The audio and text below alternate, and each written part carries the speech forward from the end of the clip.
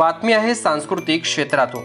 लेखक, दिग्दर्शक आणि अभिनेते असलेले प्रवीण तरडे यांना शहरातील नामवंत सामाजिक संस्था दिशा सोशल फाउंडेशनच्या वतीने मावळचे खासदार श्रीरंग आप्पा बारणे आणि भोसरीचे आमदार महेश लांडगे यांच्या हस्ते दिशा कार्यगौरव पुरस्काराने सन्मानित करण्यात आले। अशी जाहीर कार्यक्रमात पहिलीच मुलाखत होत असल्याचे तरडे यांनी सांगितले। जे पुण्यात झाले ते दिशा सारख्या संस्थेने पिंपरी चिंचवडमध्ये घेतले हे मी माझे भाग्य समजतो, असे गौरवोद्गार प्रवीण तरडे यांनी मुलाखती दरम्यान काढले। प्रसिद्ध मुलाखतकार विनोद सातव यांनी प्रवीण तरडे यांची सडेतोड मुलाखत घेतली। यात प्रत्येक सिनेमा कसा बनला याचे रहस्य तरडे यांनी प्रेक्षकांसमोर उलगडले। जीवनात सिनेमा आज पाहतोय असा भास झाला असे म्हणताच प्रेक्षागृहामध्ये टाळ्यांचा कडकडाट झाला। या प्रकट मुलाखतीने सर्व प्रेक्षकांना 2 तास खुर्चीला खिळून ठेवले होते। फाउंडेशन कडून तरडे यांची मुलाखत सुरू असतानाच मध्ये त्यांच्या सिनेमाचे विषयाला धरून प्रोमो देखील दाखवण्यात आले। हे प्रोमो प्रेक्षकांना खूपच भावले। प्रेक्षकांसाठी सिनेमातील संवादही बोलून दाखवले। कार्यक्रमाची सुरुवात मान्यवरांच्या हस्ते दीपप्रज्वलन करून करण्यात आली। त्यानंतर कोरोना काळात उत्कृष्ट कामगिरी करून अनेक रुग्णांसाठी देवदूत ठरलेले दिशाचे सदस्य संतोष चांदेरे यांना कोरोना युद्ध पुरस्काराने मान्यवरांच्या हस्ते सन्मानित करण्यात आले। दिशा फाउंडेशनचे कोणतेही कार्यक्रम म्हणजे एक नेटके संयोजन आणि सांस्कृतिक मेजवानी असते, त्यामुळे नेहमीच प्रेक्षकांची गर्दी पाहायला मिळते। ती आजही उत्स्फूर्त दाद देत तरडे यांच्या भावलेल्या वाक्याला दाद देत गर्दीतून शिट्ट्या आणि टाळ्यांचा कडकडाट पाहायला मिळाला। या नेटक्या कार्यक्रमाचे प्रास्ताविक अध्यक्ष नाना शिवले यांनी केले, तर आभार संतोष निंबाळकर यांनी मानले। कार्यक्रम यशस्वी होण्यासाठी दिशा फाउंडेशनच्या प्रत्येक सदस्याने मेहनत घेतली होती। याच बातमीचा आढावा घेतला आहे आमचे विभागीय संपादक रोहित खरगे यांनी। पाहूया। व्यासपीठावर कार्यक्रमाच्या पहिल्यांदाच मीही या व्यासपीठावर येतोय, त्याबद्दल मी सन्माननीय आमचे मित्र बाळासाहेब, त्यांचे सर्व सहकारी आणि दिशा सोशलचे सर्व हितचिंतक आणि सभासद यांचे मी आभार मानतो आणि प्रवीणशी मनमोकळ्या गप्पा मारायला सुरुवात करतो। प्रवीणशी बोलत असताना इथे माझा उल्लेख मुलाखतकार म्हणून केलाय, पण मी प्रवीणचा खूप जवळचा मित्र आहे। आम्ही दिवसभर रात्रभर आम्ही एकत्र असतो चित्रपटाच्या कामानिमित्त, त्यामुळे आजची मुलाखत ही मुलाखत नसून कट्ट्यावरच्या गप्पा असतील तर तसं चालणार आहे ना बाळासाहेब? दिशा सोशल फाउंडेशनच्या या व्यासपीठावर पहिल्यांदा बोलणार आहेस तू, तर कसं वाटतं तुला? सगळ्यात महत्वाचं दिशा सोशल फाउंडेशनचे मी आभार मानतो की मी पुण्याचा असून जे पुण्यात नाही झालं ते पिंपरी चिंचवडमध्ये होतं। कारण कसं थोडासा आपण आउटस्कर्ट मधली माणसं आहे, म्हणजे मुळशी तालुक्यात असा आउटस्कर्ट मधला आहे आणि पुण्यात मोठमोठी नावं आहेत लेखक दिग्दर्शकांची। त्याच्यात एक आपला काय ग्रामीण भागात आलेलं पोरग काम करतं आणि आपल्या आपल्या पद्धतीने आपल्या स्टाईल नेहमी म्हणजे माझ्या पॅटर्न नेहमी काम करतो। असं असताना या पिंपरी चिंचवड मधल्या एका फाउंडेशनला वाटलं आणि बाळासाहेबांना वाटलं की बाबा आपण पुण्यातल्या त्या पोराचा सत्कार इथं पिंपरी चिंचवड मध्ये करू ज्याच्या सिनेमानी शेतकऱ्यांच्या जगण्याची दिशा बदलली। त्यामुळे मी सगळ्यात पहिलं तुमचे आभार मानतो की माझा पहिल्यांदाच असा सत्कार होता, म्हणजे पुणे पिंपरी चिंचवड असं म्हणजे सिनेमातली अवॉर्ड खूप मिळाली, कारण मला दुबई, सिंगापूर, लंडन सगळंच मिळालं, पण आपल्या शहरातला माणूस आहे आणि आपल्या आसपासचा माणूस आहे आणि त्यांनी काहीतरी सिनेमाच्या माध्यमातून करण्याचा प्रयत्न केलाय, म्हणून पहिल्यांदाच माझा सत्कार होतोय। आणि तो पिंपरी चिंचवड बघा, एकदा हंबीरराव आला तर अजून होतील, सगळीकडे होतील, कारण हिरोचा सत्कार करायची पद्धती। पण मी हिरो व्हायच्या आधी तुम्ही एका माझ्यातल्या लेखक दिग्दर्शकाचा सत्कार करताय, याचा मला खूप मनापासून आनंद आहे आणि त्याबद्दल मी तुमचा ऋणी आहे। मी तुमचे आभार मानतो। ते बाळासाहेबांसारखी वेडी माणसंच हे करू शकतात, दिशा सोशल फाउंडेशन सारख्या संस्थाच करू शकतात, त्यामुळे मी सर्वप्रथम यांचे आभार मानतो। महाराष्ट्राचा राजा मौली असं म्हटल्यानंतर काय काय वाटलं? राजा मौलींना भेटल्यावर काय वाटलं?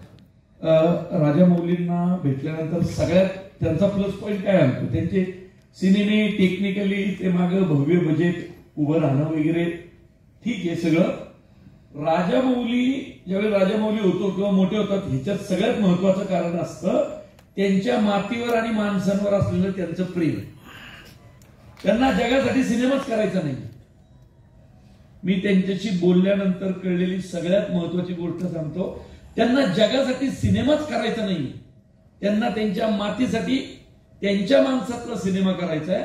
आणि मग माझ्या माणसांना आवडला की जग त्याचं कौतुक करलच अशी त्यांची 100% धारणा आहे. आणि त्यांना माहिती आहे मी माझ्या माणसांसाठी सिनेमा केला तर पहिली माझी माणसं मला इतका मोठा करणार आहेत की त्या मोठेपणाची दखल जगाला घ्यावी लागणार आहे. त्यामुळे राजामौलींमधला त्यांच्या माणसांवरचा विश्वास जो आहे तो खूप महत्वाचा आहे. राजामौलींकडे गेल्यानंतर ते इंग्लिशमध्ये बोलले नाहीत, ते हिंदीत बोलले नाहीत, ते त्यांच्या भाषेत बोलले. आणि मी जे बोलल ते त्यांच्याशी ट्रान्सलेशन चाललं होतं. आणि सगळ्यात महत्वाचं जो ट्रान्सलेशन करत होता तो माणूस नेमका तिथला होता, पण तो मराठी होता. म्हणून मी त्याशी मराठीत बोलत होतो, ते त्यांच्या भाषेत बोलत होते.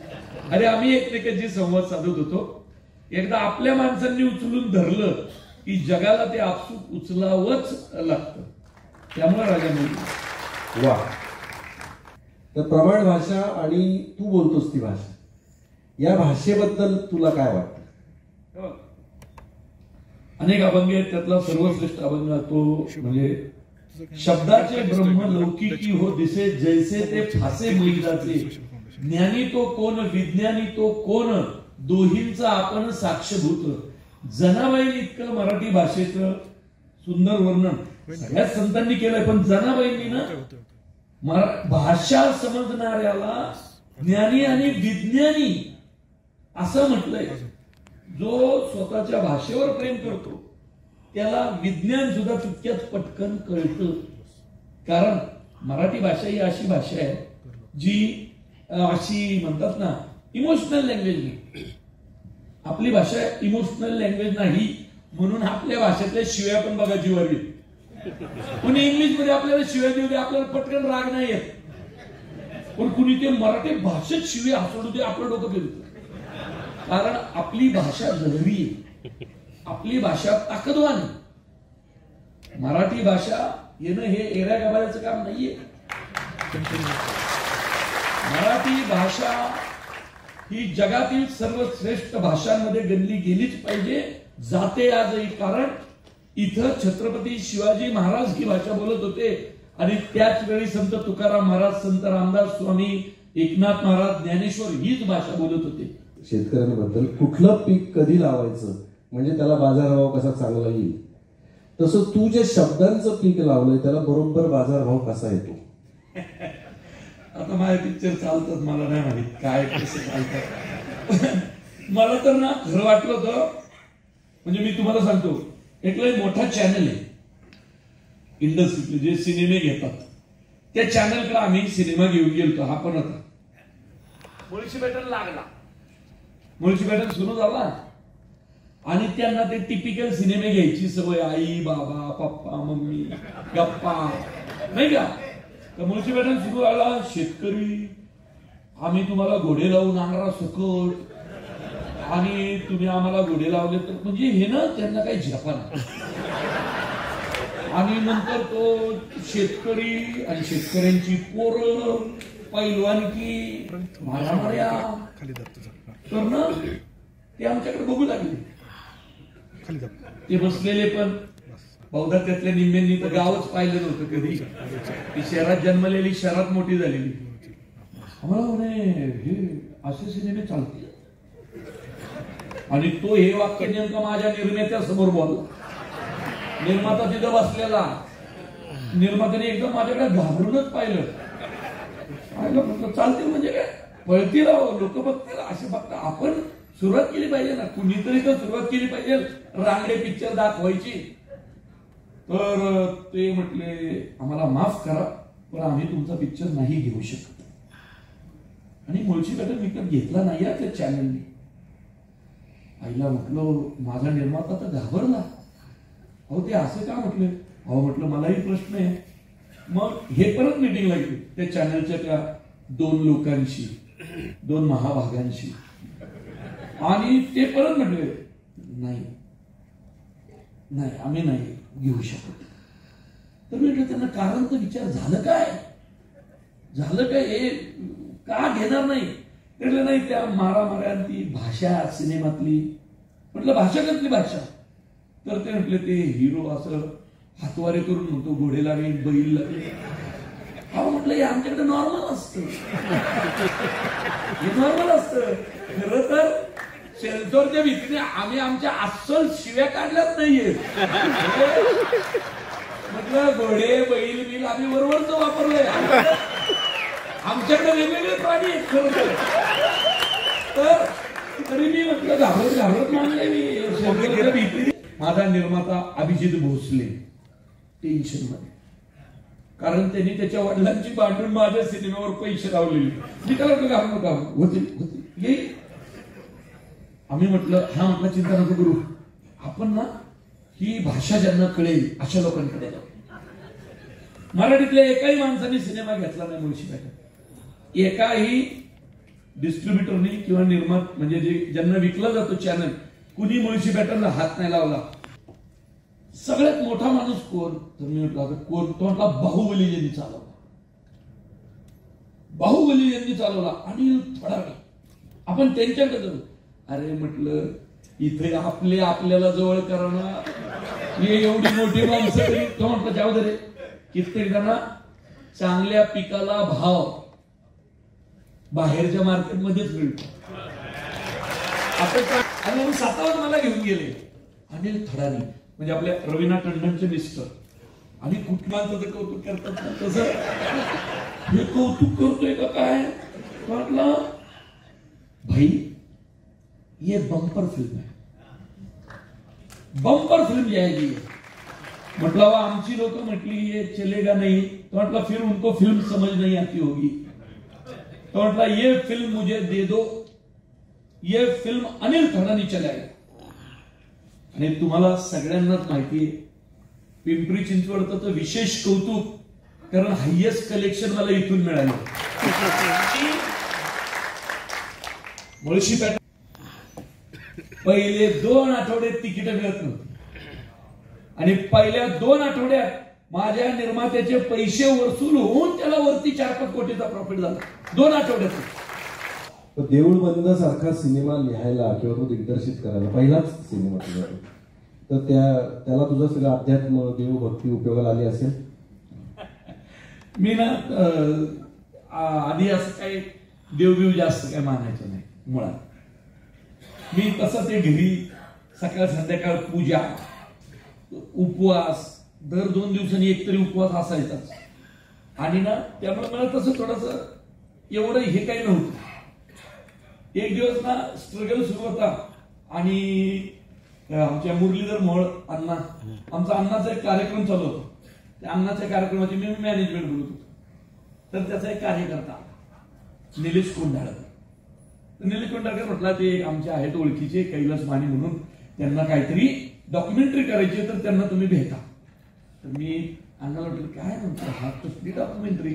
तर म्हटलं अण्णा म्हटलं घे तर भेटून काय घे, तुलाही सिनेमा करायचा आहे ना. अरे सिनेमा करायचा म्हटलं हा डॉक्युमेंटरी म्हणतोय, जा घे भेटून. म्हणून मी भेटायला गेलो. आता तिथं बसलो तर गेल्या गेल्या त्या कैलास मानेंच्या मागे स्वामींचा मोठा फोटो. आणि मला स्वामी काय माहिती नाही त्याच्या आधी. आणि ते म्हटले मला स्वामींवरती सिनेमा करायचा. तर मला स्वामी नाही, मला समर्थांवरती सिनेमा करायचा आहे. तर मला समर्थ रामदास समर्थ असे काय वेगळं यायला लागलं. म्हटलं पण हा फोटो तर वेगळाच कोणाचा तरी दिसतोय, हा रामदास स्वामींचा नाही दिसतो. तर ते म्हटले तुम्ही ओळखतच असाल स्वामींना. म्हटलं म्हणजे काय हे काय. मी असा नमस्कार केला. त्यांनाही बरं वाटलं, अरे एकदम देवभोळा माणूस दिसतोय स्वामींना मानणारा. तर म्हटलं हो हो नमस्कार. ते म्हटले आपल्याला ह्यांच्यावर डॉक्युमेंटरी करायची, 5-1 लाख रुपयाचं बजेट आहे माझं. तर मी आणि प्रणित कुलकर्णी जो गेला आता गीतकार खूप मोठा, आम्ही एकत्र होतो. उद्या आपल्याला नाशिकला जायचंय, तुम्ही रात्री जरा स्टोरी तयार करून ठेवा. म्हटलं डॉक्युमेंटरीला कसली आहे स्टोरी, सकाळी येतो म्हटलं. तर आम्ही काय विचार केला पण नाही. आता डॉक्युमेंटरी जगातला विचार सकाळी परत या माणसाचा फोन त्या कैलासवाडींचा, चला नाशिकला निघायचं, आधी पिंपरी चिंचवडमध्ये जाऊ आणि तिथून आमच्या एका मित्रांना घेऊन जाऊ. म्हणून मी झोपेत नाही उठलेलो, मी आंघोळ पण नव्हती केली त्या दिवशी, कारण तारखेला मला माहितीच नाही यांचा फोन येईल. पटकन उठलो, 2 मिनिट धुतलं, दात घासून गेलो पिंपरी चिंचवड आलो. तर आप्पा बार नाही तर आमची वाट बघत बसलेले. चला ताफा अख्खा निघाला, आम्ही नाशिकला. बरं मला ना उमेटिंगचा त्रास होतो गाडीत. तर प्रणित कुलकर्णी म्हटलं ती स्टोरी तयार कर ना, ही काहीतरी मोठी लोक इन्व्हॉल्व दिसत आहेत खूप यार. हा म्हटलं करतो तू नको चिंता करू, मला सुचेल, तू स्टोरी सुचेल. गाडीत बसलो, जसा त्या ओमेटिंग पहिलं आलं मी झोपलो आणि ह्यांच्या गाड्या त्या ताफ्यातल्या अशा चाललेल्या. विचार कसला, मी झोपून जो गेलो तर डायरेक्ट नाशिकला उठलो. नाशिकला उठवलं तर ते आम्ही त्या गुरु माऊलींच्या ह्याच्यातच होतो. चला त्यांना स्टोरी ऐकवायची, केलाय ना विचार, रेडी आहे म्हणून, गोष्ट रेडी आहे, तुम्ही व्हा पुढं. मला वाटलं चला अर्धा 1 तास रांगा बिंगा नाही का, त्या रांगा तासभर वेळ मिळत. प्रणितला म्हटलं आपण डिस्कस करून घेऊ, मी काहीतरी बघणार आयडिया काढतो. पाय धुवत होतो तेवढ्यात एक जण पळत आला, रांगा थांबवल्या, तुम्हाला आत बोलवलंय. आईला म्हटलं एरवी तर तास-तासभर रांगेत उभे करतात, आजच बरा नंबर लागला राव, पटकन चला. बरं म्हटलं तिथं गेल्यावर काय पूजा अर्चा नाही का, माऊली थोडं तर वेळ घेतील. मी त्यांच्याकडे बघतो, त्यांची धारदार नजर त्या माऊलींची माझ्यावर. आणि विश्वास ठेवा, मला काही माहित नाही. तुम्ही हा सिनेमा पाहिलाय बऱ्याच जणांनी, देऊळवर, मला काही माहित नाही. मी तिथं बसलोय, मी माझीच गोष्ट म्हणजे म्हटलं काय असतं, एक शास्त्रज्ञ असतो, तो असतो नास्तिक, त्यांना तुमचे स्वामी काय आवडत नसतात. नंतर माझ्या लक्षात आलं की मी तुमचे बनून गेलो, तुमचे स्वामी काय आवडत नसतात. तर प्रणित कुलकर्णी माझ्याकडे पाहिलं, अरे आपले स्वामी समर्थ, हा म्हटलं आपले स्वामी काय आवडत नसतात त्याला. आणि विश्वास ठेवा, मला माहित नाही काय झालं. जो सिनेमा तुम्ही पाहिलाय तो तिथं मी सांगितला, मी बोलत होतो, मला माहित नाही कसं, कदाचित खूप एकांकिका केल्यात काय डॉक्टर, आमचा नितीन दबलुके याला खूप स्पर्धा केलेली माणसं आहेत, आम्ही एकत्र. मी बोलत गेलो, ते सुचत गेलं. नंतर मी थांबलो, गुरुमाऊली माझ्याकडे बघतोय, मी त्यांच्याकडे बघतोय. मला म्हणे खरंच देव मानता? माऊलींना कळलं होतं. म्हटलं मानत असं नाही, माझे आई वडील वारकरी आहेत, वारीला जातात, आमच्या घरात पूजा सकाळ संध्याकाळ खूप असतं, तुम्ही मानता? आईला म्हटलं आपल्याला पकडले. म्हटलं मी नाही एवढं नाही, पण खरं सांगा गोष्ट आता सुचली का आधी? म्हटलं काय परीक्षा घेतात का? म्हटलं नाही, मी तयारी तशी केली होती. तर प्रणित मला म्हटलं काय या कळत असेल सगळं, खरं टाकून. म्हटलं मी गाडीत झोपलो, मला उलटीचा त्रास होतो, मग मला विचार करायला वेळ नाही, मला इथं आल्यावर सुचली. आणि ते माऊली हसत उठले, वाटेल ते बजेट द्या, डॉक्युमेंटरी नाही, मला ह्याच्यावर सिनेमा करायचा. तुझे संवाद लिहितोस, जे शब्द तुझ्या जवळ असतात ते शब्द एकत्र करून एक संवाद तयार करतोस. ते संवाद खूप लोकप्रिय होतात, संवाद खूप डोक्यावर घेतात आणि एक सिनेमा चालायला संवाद ही खूप मोठी भूमिका पार पाडत असतात. तर हे संवाद कसे तयार होतात मनामध्ये? आयला हे लय अवघड. हे म्हणजे तेंडुलकरला जर विचारलं की त्यावेळी तू तो शॉट कसा मारलास, तर ते खूप अवघड आहे. तसंच हे ते विचार करून नाही होत. तुमच्याकडे एक सब्जेक्ट येतो, जसं मी एकांकिका लिहितो, नितीन बरोबर का नाही, पिठ्यात माझा तर पहिला हिरो इथं बसलेला आहे. मला नाही माहित मला ते कसं सुचायचं, मला त्यावेळी माहित नाही, मला आत्ताही माहित नाही. आणि मी खोटं तुम्हाला सांगूही शकत नाही की आणि मग मी असं डोकं टेकवलं, गार हवा गेली कानाला लागली आणि मग त्या गार हवेतनं मला गुलाबाचा वास आला, असं काय जपत नाही. ते त्यावेळी सुचतं आणि ते उत्स्फूर्त असतं खूप. संवाद लिखाण, स्क्रीन प्ले हे टेक्निक आहे. माझे स्क्रीन प्ले नॉन लिनियर असतात, म्हणजे मागे पुढं असतो पिक्चर. ते टेक्निक आहे. ते मी माझं डेव्हलप केलेलं आहे. पण संवाद हे टेक्निक असू शकत नाही. एकदा तुमचा स्क्रीन प्ले झाल्यानंतर संवाद हा उत्स्फूर्त येतो. म्हणजे देऊळबंदमध्ये कित्येक अल्लाउद्दीन खिलजी या देशात आले आणि गेले. देव होता, देव आहे, देव राहणारच, हे आपोआप आलं. कारण ज्यावेळी स्वामी समर्थांच्या तोंडी मला डायलॉग द्यायचा होता, किंवा if electricity is a creativity then there should be one creator but I am not, असं स्वामी म्हणतात.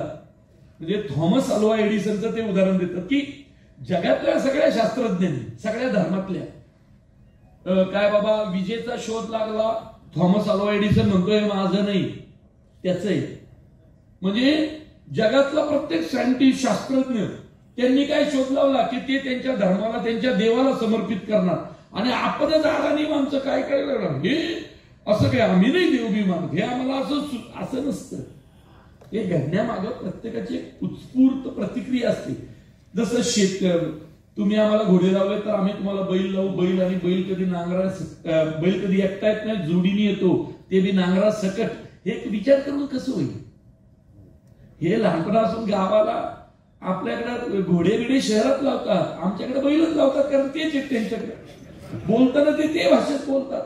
तर मग आपोआप मला कंपॅरिझन करताना ती बोली भाषा पटकन आली. तुझ्याकडे बघून तू वाचक आहे सांगतो एक पर्सनॅलिटी आहे. त्यामुळे तर शेतकरी आई वडील किंवा वारकरी आई वडील या घरात असं एक शब्दाचं झाड कसं आलं? मी वाचतो कितीपेक्षा मी ते जगतो कसं ते जास्त महत्वाचं असतं. आणि पुस्तकं मी आतापर्यंत 4,4,500 तरी वाचत झालेली आहेत आजपर्यंत. म्हणजे जगातले सगळे थिसिस माझे वाचून झालेले. ऑरवेल, इब्सेन, चेखॉव, टॉल्स्टॉय, सॉक्रेटिस, इकडच्या आपल्या सगळ्या थिअरी वाचून झालेले आहेत. सगळे इझम ग्रंथ ते तर बऱ्यापैकी कॉलेज काळातच माझे वाचून झाले. वाचन माझं खूप आहे आणि माझ्यापेक्षा पिट्याचं जास्त आहे. म्हणजे कित्येकदा पिट्या मला पुस्तकं देतो. त्यामुळं आम्ही दोघं नुसते मित्र नाही, तर आम्ही लहानपणापासून मित्र आहेत आणि आम्ही एकत्र वाचन खूप करतो. त्यामुळं वाचन म्हणशील तर 4,4,500 पुस्तकं आतापर्यंत तरी झालेत. आणि रोज मागच्या काही वर्ष तासभर तरी वाचल्याशिवाय झोपत नाही. झोपताना ज्याच्या उश्या शेजारी पुस्तक नाही तो माणूस नाही. त्यामुळं वाचन महत्वाचं आहे. पण ना असे सिनेमे करायला ते नुसतं वाचन करून भागत नाही. हे सिनेमे करायला ना तुम्हाला ना टोकाची आस्था असली पाहिजे आपल्या समाजाबद्दल, आपल्या गावाबद्दल, तालुक्याबद्दल, आपण जिथून आलो त्याच्याबद्दल. कसं आहे, मुळशी तालुका हा गुन्हेगारांचा तालुका असं म्हणलं जाऊ लागलं. खरं तर मुळशी तालुका पैलवानांचा तालुका आहे, वारकरी संप्रदायाचा तालुका आहे. पण तालुक्याची ओळख बदलू लागली होती. त्याला डेव्हलपमेंट हे सगळ्यात महत्वाचं कारण कुठलं होतं? डेव्हलपमेंट. 1992 साली आलेली डेव्हलपमेंट अत्यंत चुकीच्या पद्धतीने राबवली गेली. राजीव गांधींच्या मनात वेगळं होतं. राजीव गांधी इतका दूरदृष्टी पंतप्रधान नव्हता मुळशी पॅटर्न आला तेव्हा. आता तुम्ही सगळ्यांनी मुळशी पॅटर्न पाहिलाय. काय चुकीचं मानलंय मी? काय चुकीचं मानलं? माझ्या ऑफिसवर तुम्ही हल्ला केला, माझं ऑफिस फोडलं, माझ्या बायका पोरांना तुम्ही दहशत दिली, आम्हाला घाबरवलं. कोण होते घाबरवणारे? कोण होती ही माणसं घाबरवणारी? माझ्याच तालुक्यातली शेतकऱ्यांची पोरं. कारण का माहितीये का? मेंदू रिकामा करून टाकलाय. आणि मला रिकामा झालेल्या त्या डोक्यात मेंदू भरायचा आहे म्हणून मी अशी सिनेमा केली. ऐन जिन्नस कर्ज पद्धत होती त्या काळात. कुणाला माहितीये का? माहित नाही. ऐन जिन्नस कर्ज पद्धत शिवाजी महाराजांनी 350 वर्षापूर्वी लिहून ठेवलंय. इथल्या शेतकऱ्याला अक्कल नाही, पैसे देऊ, नगद देऊ नका, शेतीची अवजारं द्या. म्हणून शिवाजी महाराज शेतकऱ्याला नांगर द्यायचे, बैलजोडी द्यायचे, शेती झाली की काढून घ्यायचे, विकून खाईल म्हणून. मग शिवाजी महाराज तर जाणता राजा ना. मग जाणता राजाची शेतीची पद्धत का नाही घेतली आपण? जाणता राजाची फक्त तलवारच घेतली. जाणता राजाची तलवार घेतली आणि ती तलवार घेऊनच आपण बोंबलत फिरलो. जाणता राजाचा नांगर का नाही घेतला? तो आपल्यापर्यंत का सिनेमा सृष्टीने नाही पाठवला? ऐन जिन्नस कर्ज पद्धत जर सरकारने वापरली तर आत्महत्या थांबतील, कारण ती महाराजांची पद्धत आहे, कधीच चुकीची नसेल. आपण ती घेतली पाहिजे. पण सगळ्यांनी शिवाजी महाराज आपापल्या सोयीचे घेतली. म्हणून मी हंबीरराव मध्ये तो विषय मांडलाय. मी ह्याच्यात पण मांडला, धर्मवीर मध्ये पण मांडला. मी जो जो पिक्चर येणार त्याच्यात मी शेतकरी कुठल्या ना कुठल्या पद्धतीने घुसाडणारच. कारण मी शेतकरी आहे. सिनेमा मला नंतर कळलेलं सुचलेलं माध्यम. मी कोण आहे? मूळचा शेतकरी. मी माझी पद्धत त्यात घुसडणारच. या देशातला सर्वात श्रीमंत माणूस शेतकरी असणार, मग शेतकरी असणार. कारण सगळं मिळणार आहे या जगात, प्युअर अन्न मिळणार नाहीये आणि ते आम्ही देणार. त्यामुळे ते देण्यासाठी जमिनी ठेवा, नाही तर पुन्हा व्यापाऱ्याच्या जमिनीवरती जाऊन तुम्हाला शेती करावी लागेल, तर ती मजा नाही. त्यामुळे हा पिक्चर रियालिटी होता. म्हणून हा भारतातल्या सगळ्या भाषेत झाला. लक्षात ठेवा. का पटला? सगळ्यांना आवडला. त्यामुळं आपले पिक्चर असेच असणार, असेच होणार. कारण ते आपण सिनेमा समाजासाठी करतो, एंटरटेनमेंट. माझ्या सिनेमात हिरोईन पण नसती, कधी असती ती एका गाण्यापुरती किंवा इथून निघून जाते. आपल्याकडे असतो रावडी हिरो, आणि आपला हिरो अन्यायाविरुद्ध लढतो आणि आपली बाजू मांडतो आणि आपलं ते म्हणणं आहे. आणि ज्यावेळी रोमॅन्टिक पिक्चर करेल तो पण असा करेल की लोक म्हणणार रोमॅन्टिक पिक्चर करायचा तर असा. काम चालू आहे. नाव आहे Kolhapur to Buldhana via Israel. कोल्हापूरचं बागायती शेतकऱ्याचं पोरग बुलढाण्याच्या कोरडवाहू शेतकऱ्याच्या पोरीच्या प्रेमात पडतं. आणि हे दोघे जण MSc ऍग्रिकल्चर करायला इस्रायलमध्ये भेटतात. शेती पण आली, लव्ह स्टोरी पण आली. बरोबर नाही? आता कोरडवाहू शेतीचेही प्रश्न मांडू, बागायती शेतीचेही मांडू, आणि इस्रायल सालो वाळवंटात कशी शेती करतात ते पण जगाला दाखवू. त्यामुळे लव्ह स्टोरी, भारी भारी गाणी, सगळं मज्जा, पण शेतीची. जे पहिल्या चित्रपटामध्ये अध्यात्म, दुसरा चित्रपट आपण बघितला मुळशी पॅटर्न, शेती आणि गुन्हेगारी आणि सामाजिक प्रश्न, आणि त्यानंतर राजकारणावर ओरखडे वेळेत उडणारा, त्यातल्या काही चांगल्या राजकारण्यांना समाजासमोर आणणारा हा प्रवीण तरडे. धर्मवीरकडे कसं पाहतो? मी एक जॉनर एकदाच करतो. म्हणजे आता मुळशी पॅटर्न झाल्यानंतर माझ्याकडे निर्मात्यांची रांग लागली होती करोडो रुपये घेऊन, की अशा पद्धतीचं परत करू. तर मी म्हटलं नाही, ते एकदाच. देऊळबंद एकदाच. हिस्टॉरिकल ह्या पिक्चर नंतर, हंबीरराव नंतर तर रांगा लागणार आहेत, किंवा राजकीय बायोपिक झाली, अनेक लोक येतील, पण नाही, एकदाच. परत नाही, ते रिपीट नाही करायचं, नाही तर मग आपलं डबकं होईल. हा, त्यामुळे रिपीट नाही. एक जॉनर एकदाच. आणि जॉनर थांबले की मग सिनेमा करणं बंद. आपल्याला शेतीच करायची. मरताना शेतकरी म्हणून मरायचा, म्हणजे लेखक दिग्दर्शक म्हणून नाही, मरताना शेतकरी म्हणूनच आपण मरायचं. तर ना हा सिनेमा करण्यामागचं कारण ना, ह्या माणसाबद्दल लय कुतूहल होतं मला. लय जणांकडनं मी ऐकलं होतं, कारण ठाण्यातले माझे बरेच मित्र होते. अभिजित तानसे, विजू माने, संदीप वेंगुर्लेकर, मंगेश देसाई. आणि नाटकाच्या शोच्या दरम्यान ठाण्यात जाणं येणं व्हायचं. त्यांचं खूप काहीतरी वेगळंच बोललं जायचं या माणसाबद्दल. मग मी सगळा अभ्यास केला. म्हणजे 5 महिन्यात बनवलेला चित्रपट म्हणजे धर्मवीर मुक्काम पोस्ट ठाणे. आता मुस्लिम समाजाबद्दल आपल्याकडे किती, मुस्लिम समाजातल्या प्रत्येकाला तुम्ही आतंकवादी म्हणून नाही ना गृहीत धरू शकत. आता आपले किती लोकांचे मुस्लिम मित्र असतीलच की. आपले मित्र असतात, आपण त्यांच्या घरी जातो. माझे कित्येक मुस्लिम मित्र गणपती बसवतात, मी त्यांच्या घरी आरतीला जातो. तर आपण मुस्लिम म्हणून म्हटलं की त्यांचा पण चेहरा आला पाहिजे की डोळ्यासमोर. पण होतं कसं, आपल्याकडे सामाजिक हा विषय निर्माण झालाय, तर त्याच्यात पण ना तिथं, म्हणून तो शेवटचा डायलॉग आहे की डोक्यावर टोपी घालून फिरणारा नाही, डोक्यात जिहाद घेऊन जगणारा मुसलमान आपला शत्रू आहे, बाकी सगळे आपलेच आहेत. बरोबर की नाही? तर ना याच्यातनं हा सामाजिक संदेश पण देणं खूप गरजेचं होतं. आणि तेच आनंदी घे ज्यावेळी भिवंडीमध्ये दंगल झालती, त्यावेळी म्हणतात तुम्ही 1 मारला तर आम्ही 10 मारू, तुम्ही 10 मारले तर आम्ही 100. हिंदू आता तमाशा बघणार नाही, तमाशा दाट होणार. असाही डायलॉग आहे. माणूस जगासमोर आणताना तो लपवत नाही आणायचा. कारण काय आहे, प्रवीण तरडेंनी सिनेमा बनवला, प्रवीण तरडे जाईन निघून 10 वर्ष 20 25 वर्षांनी गेला प्रवीण तरडे, पण त्याचा सिनेमा 200 वर्ष राहणार आहे, पुढच्या सगळ्या पिढ्या बघणार आहे. तर आपल्या सिनेमाचं रिफ्लेक्शन येणाऱ्या जनरेशनवर कसं पडतं हे लेखक दिग्दर्शकासाठी खूप महत्वाचं असतं. दिघे साहेबांच्या तोंडी डायलॉग आहे की आपल्या राजकारण्यांचं ना एक मोठी शोकांतिका आहे, आपल्या राजकारण्यांची एक मोठी शोकांतिका आहे. जगाचं दुःख पुसायला आपण ढांगा टाकत जातो, पण ज्यावेळी आपलं दुःख येतं त्यावेळी जग नेहमी बांधावर उभं राहून ते पाहतं. राजकारण्याचं दुःख हा चेष्टेचाच विषय असतो, असंही त्यांची शोकांतिका मांडली ना आपण, म्हणून तिथे तो डायलॉग दिला. सगळेच राजकारणी सारखे नसतात, काही आनंदी गे असतात.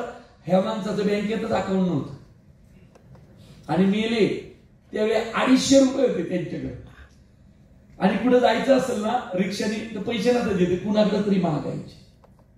सिगरेट त्यांचं व्यसन होतं तर ते प्यायला पण त्यांच्याकडे पैसे नसतात, मग कुणीतरी द्यायचं.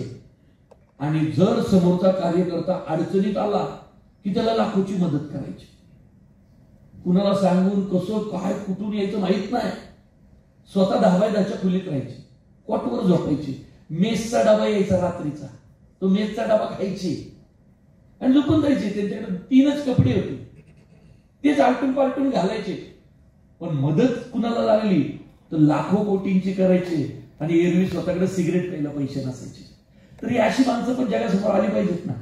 सगळ्याच राजकारण्यांना आपण शिव्या कशा घालणार, काही राजकारणी असे होते ना, ते जगासमोर आले पाहिजे. म्हणून हा विषय सिनेमासाठी निवडला. इंटरेस्टिंग लाईफ होतं. 49व्या वर्षी गेले ते, 49 वर्ष वय होतं गेले तेव्हा, त्यांचं 50शी लागली होती दिघेंना, म्हणून ते इंटरेस्टिंग वाटलं, म्हणून मी त्यांच्या.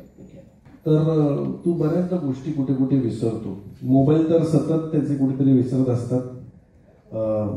पर्स पाकिट नाही माझ्याकडे आता, कारण माझं हरवलं काल पाकिट. कुणाच्या तरी गाडी गेलं तर त्याच्यात गाडी नाही ना, नाही ते देतो, चांगला माणूस येतो, देतोय. तर प्रवीण एकदा अनेकदा आमचा पिट्या बसलाय समोर, जो सतत त्याच्या वस्तू त्याला आणून देत असतो. सतत कुठेतरी गेला तर काहीतरी विसरतो. आम्ही दोघे जण एकदा सलमान खानने बोलवलं होतं म्हणून आम्ही इंदोरला गेलो होतो, दबंगच्या सेटवर. 2 दिवस आम्ही तिथे त्या शूटिंग सेटवर आलो वगैरे. ज्या विमानाने परत आलो तर इंदोर वरून त्यांनी बायकोसाठी कधी नव्हे ते छान एक साडी घेतली. साडी विमानातच विसरलो, साडी टिकलीच, ती परत काही सापडलीच नाही. साडी विमानातच विसरला. तिला खोटं वाटत होतं, शेवटी मी ह्याला पुरावा म्हणून समोर नेलं. आणि विशेष म्हणजे मग म्हटलं तर विमान कंपनीत जावं, तर 2 दिवसांनी कळलं तर विमान कंपनी त्याच दिवशी बंद पडली. आमच्या शेवटची जेट एअरवेज बरोबर त्याच्या दुसऱ्या दिवशी ते बंद पडलं. तर असं तू सगळं विसरतो सतत.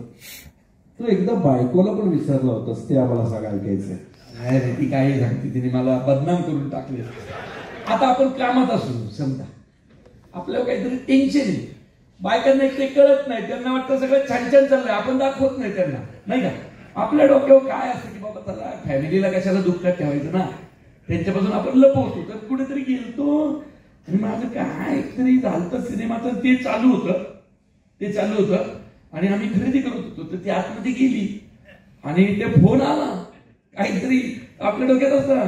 मी बोललो आणि मी त्या टेन्शन, आणि मला हेच कळलं आपण इकडे का आलो.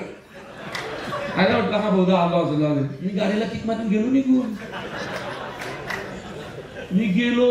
तर मी पिटे आम्ही कुठं होतो आणि फोन काय लागला नाही का, उचलला नाही, ही त्रस्त. आणि घरी येऊन मी अजूनही शिव्या खातो. आता तिला कसं सांगणार मी, काय अडचण, काय टेन्शन होतं काय. पण जाऊ द्या, विसरून होतं रे, ते मला आठवलं नाही आपण बायको बरोबर आलो. तर विसरतो कधी आपण, किती आतमध्ये आहे बाबा, आहे काय जरा विसर. मला हेच आठवण आपण आलो कुणा बरोबर होतो, विसरण्याचा प्रश्न येतो पुढे. सरसेनापती आंबेराव या सिनेमातला एक तुमचा आवडता सॉंग आहे. 2-2 वर्ष पाऊस नाही पडला तरी थंडीच्या दबावर ज्वारी बाजरी काढणारी जात आहे आपली. अरे इथं निसर्गाला नाही कधी जुमानला, हा पोर्तुगीज काय? परिस्थिती जेवढी बिकट, मराठा तेवढाच तिखट.